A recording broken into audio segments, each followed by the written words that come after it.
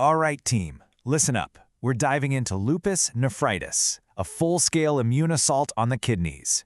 We're using the ISN RPS classification as our framework. Let's move. Your primary target is Class 4, that's diffuse proliferative. Why? Because it's the most common and by far the most severe. Key intel: you're looking for wire loop lesions and massive subendothelial deposits. Go. Next up, Class 5, membranous. Think massive proteinuria, and it's coming from those subepithelial spikes. Your diagnostic triad is simple: low C3, low C4, and high anti-double-stranded DNA. On immunofluorescence, you're looking for the diagnostic full-house pattern, IgG, IgM, IgA, C3, and the real clincher, C1q. Your mission is to induce with MMF or cyclophosphamide to save that GFR. Know the class, neutralize the threat. Let's go! And hold. Before we proceed with our counter-assault, we have to observe protocol. This is the mandatory medical disclaimer. This content is for educational purposes for international boards only. It is not medical advice. Always consult official guidelines and a specialist physician for clinical decisions. Dr. Collins, I often call lupus nephritis the pathological mirror, and that's because everything that's happening systemically is reflected right there in the glomerulus. So let's start with the most severe reflection of them all. Why exactly is Class 4, diffuse proliferative, considered the most aggressive form? Because it's total war, Dr. Collins. Class 4 means over 50% of the glomeruli are literally under siege. So on light microscopy, you see that classic sign, these thickened, rigid capillary walls that we call wire loop lesions.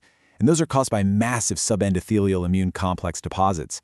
This whole thing triggers a full-blown nephritic syndrome. We're talking hematuria, hypertension, and a GFR that is just plummeting. It's really the fast track to end-stage renal disease if we don't hit it hard and fast with induction therapy. Precisely. That wire loop is the fingerprint of the storm. Now let's contrast that with Class 5. How does the location of the deposits completely change the clinical picture, Sarah? Well, the battleground shifts from the subendothelium to the subepithelium, doctor. And that means we move from a nephritic to a pure nephrotic syndrome. So in Class 5, membranous lupus nephritis, those subepithelial deposits cause massive proteinuria. You know, the edema, the frothy urine. The crucial diagnostic clue here is that unlike primary membranous, you still have that systemic lupus footprint, low C3 and C4 and high anti-dsDNA. Excellent, a key distinction. And for everyone out there listening, please remember to check the resources for the latest KDIGO guideline updates. Now, Sarah, for the boards, what is the single most high-yield finding you're going to see on immunofluorescence? Oh, it has to be the full house pattern, Dr. Collins. You know, in most glomerular diseases, the IF is specific. You might see one or two markers light up.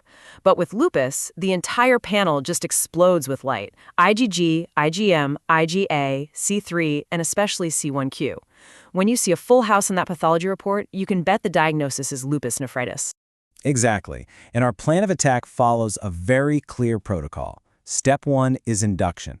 We hit it hard with mycophenolate mofetil or cyclophosphamide to just quench the fire. Then step 2 is maintenance. We keep the peace with MMF or azathioprine. And the constant, step 3, is hydroxychloroquine.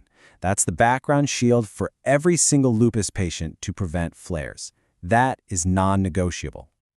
All right, that brings us to our question of the day, and it's one I've seen in the clinic more than once. Have you ever had a patient whose lupus was clinically silent everywhere else? You know, no joint pain, no rash, but it was absolutely screaming in the kidneys? It's just a powerful reminder of why we screen every single SLE patient with a urinalysis.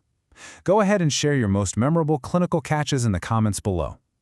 All right, Sarah, it's time for the lupus duel. Are you ready to lock in these memory anchors? Ready, doctor. Full house. Is the light IS? Wire loop is Class 4 fight. Membranous is Class 5. Leak Is Class 5 leak? C1q. Is the lupus clue? MMF. Quenches the fire. Duel complete. Key takeaways are locked. Full house is the immunofluorescence light, and wire loop means Class 4, the clinical fight. Excellent work. We have successfully navigated the complexities of this multi-system battle. To continue mastering these crucial topics with us, please subscribe to Clinical Crash Course. And be sure to join us for our next deep dive, Kidney biopsy mastery, the ultimate decision tree. Until then, keep encoding.